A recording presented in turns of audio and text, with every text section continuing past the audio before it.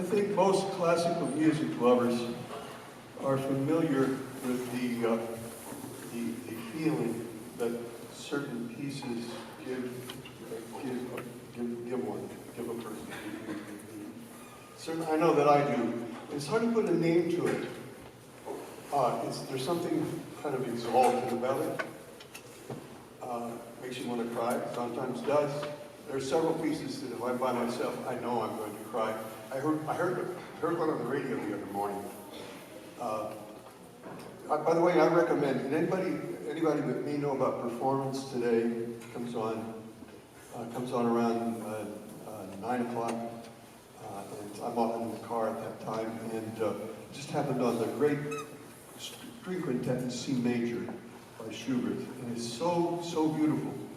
And you don't know exactly, there's no name for that emotion, for that feeling that you get from this.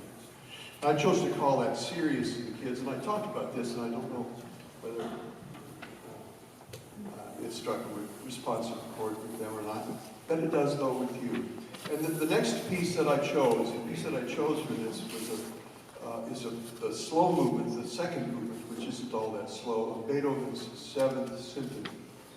And I told them, as I'm about to tell you, that when that piece was first played, that movement made such an impression on the audience that the audience would not allow the performance to continue until they got to hear that movement again.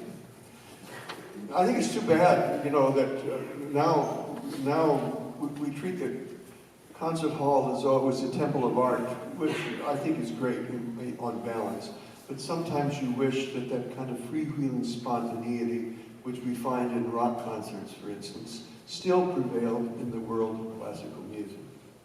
Anyways, and since that time, that piece, because it tends to engender that feeling, I remember, an old man gets to tell stories, I'm going to tell another one. I remember going across the southwest deserts. I think we were in New Mexico somewhere in the car with my parents, who were not particularly classic music lovers.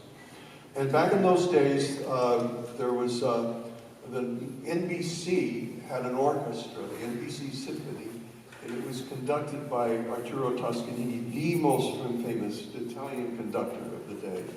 And it was broadcast on the network, on network TV. Can you imagine such a thing today? But in any case, and this symphony came on, and I had never heard a Beethoven symphony before. I might have been 10, 11. And that movement just hit me like a ton of bricks. And so ever since that time, it's made me feel the same way. And I've done it a number of times with the youth orchestra, and it tends to have that effect on many of the players. We didn't play the whole thing. We played about a third of it because it's a little long for a children's concert. We'd play the whole thing for you folks if we had learned it yet, but we haven't. We're going to learn the rest of it and play it on the spring concert. That's another reason we don't have enough to come to that concert. So here's an excerpt from Beethoven's Seventh Symphony.